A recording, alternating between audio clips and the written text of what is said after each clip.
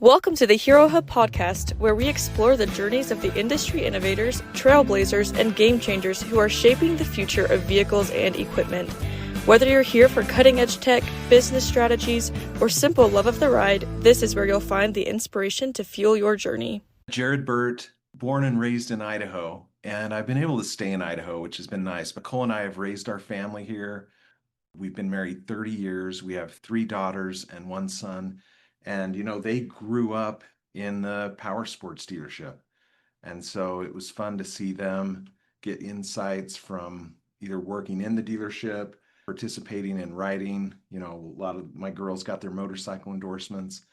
As a family, it was a business, it was a family business, but also a way of life. It integrated into our day-to-day lives. So just a Idaho boy I'm just a motorcycle and snowmobile salesman at heart. Take us back to your days as a dealer. What did that look like day to day for you? Yeah, so as a dealer, it transitioned from being really small. When we started out, it was just a few employees, and I was wearing a ton of hats. So I was looking up parts in the microfiche and selling parts over the counter. I was scheduling service jobs. When I was first involved in the business, I was taking care of the parts and service side. And after I bought out my boss after a couple years, still very involved in the day-to-day. We grew quite a bit in those few years, but I was still selling a lot myself in addition to my sales team. And I was definitely desking all the deals for the first few years. Fast forward to major growth when I'm in a building 5 times as big, bought out 4 other dealerships and put it all together. The operations get more to where I was working on the business and had a great management team that ran the day-to-day operations. So, day to day, even as a general manager, owner operator of a dealership, there's still a lot of touches with your customers in addition to managing your team. And there really is a lot of complexity. It's like when things get bigger, you think, well, I'm not as involved in the day-to-day, so it's going to get a little simpler. It really doesn't. There's a lot of complexity as you continue to grow. You have more lines to sell, and it was a lot of fun. I like to say that I learned more working in a dealership than I learned getting a master's degree in business later on. So it's a great education. Sounds like you faced challenges no matter what the size of your dealership was then. Tell us about some of those challenges. Yeah, so, as a dealer, you're constantly faced with winning the hearts of your customers, and that game never changes. So what that means for a dealer in your community is the community of riders for a power sports dealership. It's a huge part of their life. It's a huge part of their family's life. So whether you're a tiny mom and pop or a big mega store, it's really the same game. It's relationships with customers, understanding their needs, responding quickly, and creating systems that are efficient enough to exceed those customer expectations. And it's a lot easier to say than it is to do. Was there a particular moment of frustration that led you to say there has to be a better way, or I have to create what I have now? When I was first in the business, it just felt like, man, it's so cutthroat. It feels like, all the customers in my market should just automatically buy from me. But what you realize is, there's dealers at 20, 30 miles down the road that have the exact same products.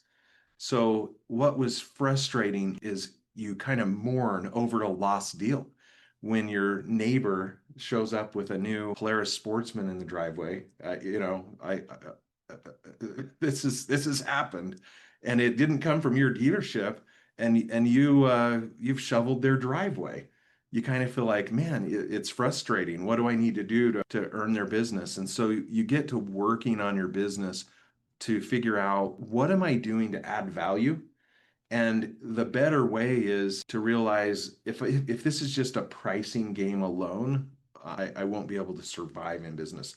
So really, you realize, okay, I've got to add value and differentiate myself as a dealership in a way that I can earn and win the loyalty of my customers when I have the same products to sell as the guy down the street. I think that better way is really figuring out your identity and how you're going to differentiate from everybody else to win the loyalty of your customers. That's hugely important. And talk about how you achieved that. Was that a process? Did that happen overnight? We developed an identity. So I was only 25 years old when I bought out my boss, and I just really didn't know what I was doing, but I took cues from other industries and other dealerships. One of the things that I watched, even though back then I wasn't like a big snowboarder, but I saw this group of kind of fanatics in a parallel industry with the extreme ski and snow sports. And snowboarders and skiers would watch these Warren Miller films at premiere events. And I thought, why not borrow that idea and bring it to the power sports industry? And there were some filmmakers that were starting to make some films in the power sports industry. We had the old crusty Demons of Dirt, the Slednecks on the snowmobile side. And so one of the things I did was I put together some of the very first premiere parties in the industry.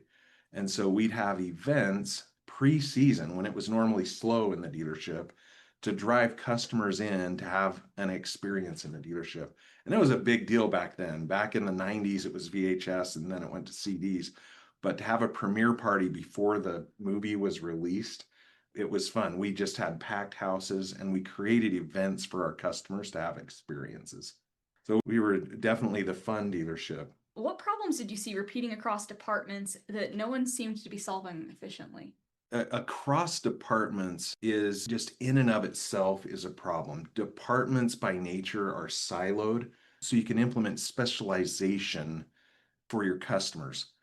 It doesn't make any sense to have a super talented mechanic spending their time selling motorcycles when they don't like to talk to people.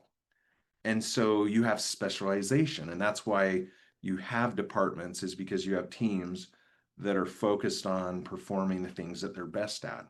But what happens is as you grow, you have silos, and sometimes there's a lot of friction that's created, and compensation programs and boundaries in terms of roles that those department employees have unintended consequences.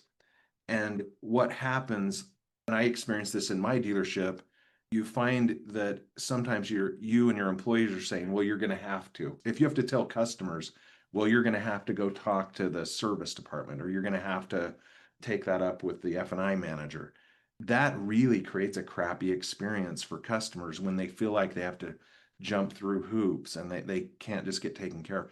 So that's why mom and pop dealerships are so attractive, because you can go in, you talk to the owner or, a member of the family, and they can kind of just take care of everything for you. When you grow bigger and you have 60, 70 employees like we had in the dealership, then the frustration comes when customers feel like they're just getting the runaround and getting handed off. So the solutions come in, okay, how do we create systems and processes to be as efficient as possible, but then have a focus where we're fanatical about the customer having a great experience, and then always figure out how to make it easy for the customers to work with us. And so sometimes that means that we have to do more cross training and cross lines and stick with the customers through the whole process so that they feel good about it and so that they don't feel like they're getting the runaround. What do you wish you had as a dealer that simply didn't exist at the time? So when I was in the business, and I sold out 10 years ago, so I've been out of the business for 10 years, but so much has stayed the same. And there's still a void with solutions that dealers need. But one of the things that we didn't have was integrated solutions that provided seamless communications and tracking of the customers and the data that we needed to manage those customers. And I know that there's some pretty sophisticated and very expensive solutions in the automotive industry, but today that is still a challenge where dealers have to use 15 to 20 different software solutions to make it work, and they're not integrated. And so it's difficult to manage a CRM when it's not integrated with all the other systems that you're working with, the communication system. So there's a lot of work to be done there. As a dealer, something that I wish I had was better solutions for training. We had product training, pretty good product training from the OEMs to help our teams learn about the products, at least the major units that were new, learn the product specifications, features, and benefits. But one of the challenges that I always had was training for new employees and experienced employees that would help them be more proficient at their day-to-day job. So knowledge was one thing, knowledge about the products, and that was really hard to keep up on. But maybe more important than knowing all the specs, features, and benefits of the products was training on how to be proficient at the process of the customer experience. And so everything that leads from that first interaction with a customer to the sale to helping them through their ownership experience so that we can maximize the retention of that customer. And for a parts salesperson, especially all the customers facing people, the revenue generating team in your dealership, it was a challenge getting your parts, your service advisors, your service writers, and your salespeople the training that they needed to be more proficient and develop the skills. And once you had that, once you had someone with enough experience to have those skills, you had to promote them to be a manager. Turnover is a huge challenge. It's so costly. But if we could improve the training, I always thought, and get someone caught up to speed much quicker, you get everyone running at peak performance, then, it's just incredible. It's incredible the results that you can drive when you have proficiency and skill sets. And that, I think, brings us perfectly into the virtual sales coach powered by Dealer AI. Tell us about that training solution. With the advancements in technology, we were looking at this several years ago, and we decided that there's got to be a better way than droning e-learning modules with quizzes at the end. When I was a dealer, some of that training was so cumbersome that I had my daughter do a lot of it just so that we could pass things off. And that's embarrassing. I shouldn't have done that. But the training that's really high value is training that happens with a great manager or training consultant, one-on-one with a salesperson. And the reason the one-on-one is so powerful is because you can identify the weaknesses and strengths and then focus in on how to elevate their skills in the gaps. And so one of the things that we started doing was I had a really strong sales manager that would spend a few hours every week and meet with the sales team and do one-on-one role playing and coaching. That got really expensive and it was really hard to scale. And so with the technology advancements in AI, we took the conversational simulations and developed personas for AI customers, and then created technology that we could give that individual feedback to salespeople, parts advisors, service writers, F&I managers in a way that it's not awkward. Because role playing is kind of awkward. You mess up, it's embarrassing, and then you've got to get feedback. And sometimes it's hard to be frank and honest. But what we realized is the AI coaching model that gives specific feedback after a simulation, a conversational role play, we realized, wow, there's no awkwardness because it's black and white. The AI coach doesn't care about your feelings, and it results in this rapid learning. And then you can practice in a way that's much more efficient, scalable, lower cost, dramatically lower cost than paying, a top gun to do the role playing and coaching with everyone in your dealership. So for us, it was a no-brainer to pursue and invest in that because of the power of that one-on-one coaching and what that delivers, as opposed to a one-size-fits-all approach. Do you have a favorite piece of customer feedback you've heard about the Dealer AI system? The other day, I had a parts advisor that sells parts and accessories in the dealership said he did a role play in the morning. These take 5 minutes. But in that, the scenario was a customer was ordering a part. And so efficiency is important. When a customer's ordering a part, you want to get it accurate. You want to confirm the year, make, and model so you get the right fitment. And then you want to place the order and take the payment. And really parts advisors are really good at that. But in the role play, the objective is to go through that process and then recommend complementary items. Oil change kits is one example. The do-it-yourselfer that comes into the parts department often needs that. And making it easy for them to have access to the right kit is an upsell opportunity that you don't want to miss out on. So he role played that special order part, did well in the role play, and the next customer that came in ordered a part. And so he just went into it naturally because he just finished practicing it with an AI customer. And he got the upsell and he was so excited, and he did it throughout the day, and it made a big difference on the line items per transaction. And so that's a huge deal. If you look at the impact that following a process can make on the profit contribution of a dealership, it's just a massive opportunity. And we just see elevation and consistency of doing things that drive better customer experiences and higher profitability for the dealership.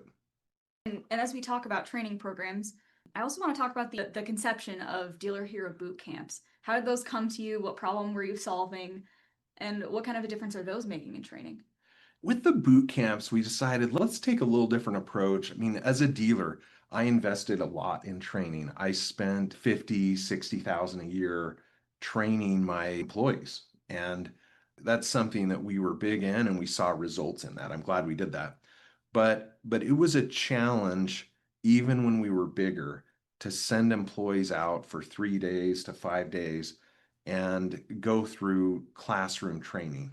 What happened was they're in a passive learning environment, and studies are showing that you're taking away 10% of what you're learning in the classroom. And so they leave with maybe 20 or 30 ideas, but it's tough to implement any of that. And so what we decided is let's create a boot camp where we virtually use live coaches to interact with dealers in a way that we're taking time in between shorter sessions that can happen without interrupting their day-to-day job. They don't have to leave. You can do it virtually, but then have action assignments, not busy work, not quizzes, but action assignments where implementation of processes are happening to elevate the profitability and performance of the employees and of the department, and as a result, profitability of the dealership. And this is powerful because it's a change management platform. It's an opportunity for the managers to learn really good frameworks, principles, and processes. We've now turned that around so that in the process of learning, you're actually applying as you learn, and you're implementing processes so you don't lose that. So that's really the power of the boot camps. We've built a change management program to elevate the performance of a dealership while they're going through that. Was there ever a moment where you thought about giving up as a dealer, as a founder, and what kept you going? I don't think I ever felt like I was going to give up. You go through a lot as a dealership. There's cycles. I remember in the dot-com bust in the early 2000s, I went through a period of time where I had several months where I didn't pay myself. And as a young father with a wife and young daughters, being a dealership owner meant that you got to pay your employees first. You got to pay your vendors on time so that they're excited to send you the products that you need to make money. And then if you have anything left, you pay yourself. Sometimes you have to put money back into the dealership. And I've been through those periods, and that's just part of the deal. You have good times and you have bad times. But what it taught me is that in the good times, you've got to preserve and save up to get through those bad times.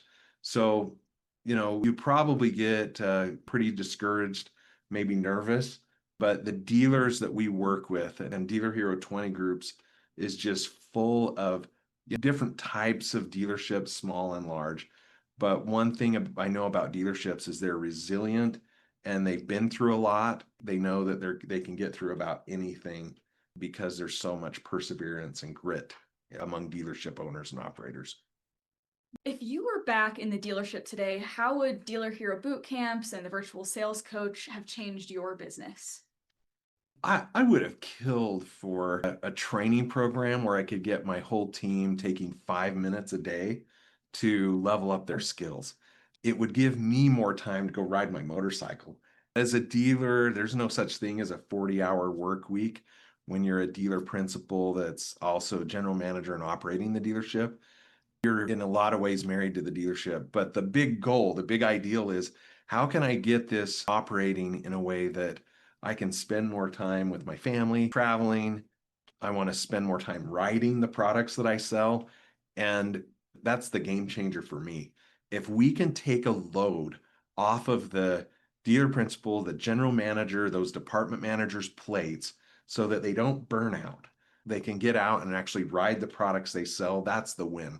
And that's really using the technology of the virtual sales coach. As a dealer, I would have had a lot more time because I wouldn't have been so stressed out about the training. If those processes are constantly maintained and everyone's focused and working within the system to take care of customers, if the conversations that we're having with customers are productive and provide a great experience and lead to a sale, I mean, that's game over. That's the biggest challenge in a dealership. So what we did is put our energy and focus on how can we drive efficiency and great customer experience so that we can drive profitability and enable better retail in these dealerships, and doing that in a way that it takes away a burden off of all the management.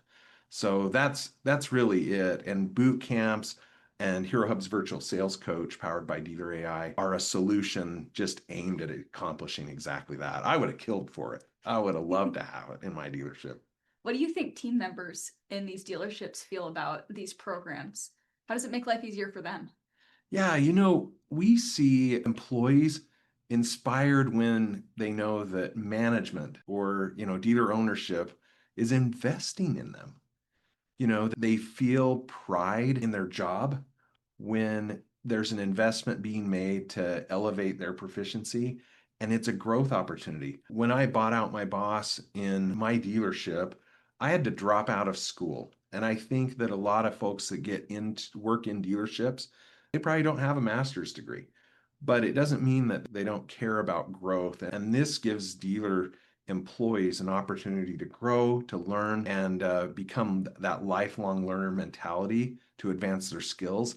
And we see dealership employees becoming managers quicker and making bigger contributions to the dealership as a whole, which is going to improve their compensation and their success and improve retention so that employees stay with the dealerships longer. Employee turnover is a big problem. It's a huge cost. And this is making a profound impact on that. Now, a lot of companies say that they understand dealers. What makes your company different? Herohub was founded based on this idea that dealers are heroes. And there's a stigma around dealerships. I think it's maybe the car dealerships, some car dealerships' fault, but there's a stigma that has gone with dealers. There's been motion picture movies made that have that stereotypical used car salesman. And so because of that, a stigma exists around dealers, that dealers are the necessary evil middleman. And what we're doing is flipping that on its head. And at Herohub, we started with this idea that great brands, manufacturers of innovative vehicles, equipment, boats, will thrive if they have an outstanding dealer network. And the great dealers are heroes to their customers for the way that they change their lives for the better. So our mantra from the beginning at Herohub is that we honor dealers for the way that they change customers' lives for the better. To us, they're heroes to their customers. That's one of the things. It's just ingrained in the Herohub DNA. We're just huge advocates of these dealerships. These dealerships and the employees of dealerships, they'll bend over backwards and jump over the moon to take care of a customer in need. I saw that as a young boy when my granddad's farm equipment dealership, when planting season came or harvest came, there's a short window of time that you got to get that equipment through the field so that you can do a harvest or go through planting. And I saw late nights, Sundays, taking parts to customers' farms so that they can keep that equipment going.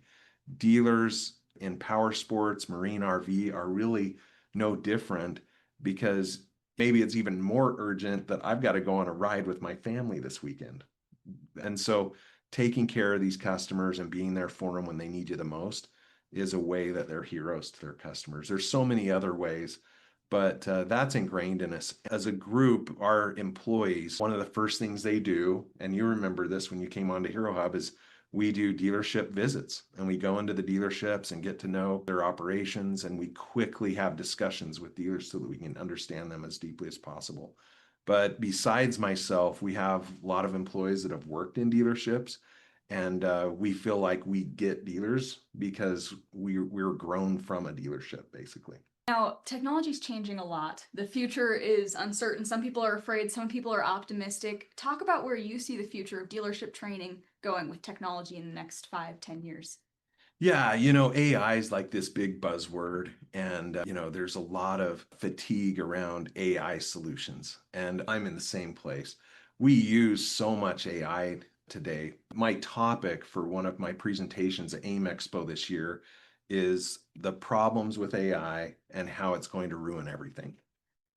So how AI ruins everything is something that's on a lot of people's mind, and what we're doing in dealerships and with our dealerships, whether you're a power sports and motorcycle dealership, an RV dealership, the idea of autonomy and AI is the antithesis of really what we provide, which is this analog experience, putting your hands on a set of handlebars and leaning into a curve to experience the joy and freedom of motorcycling.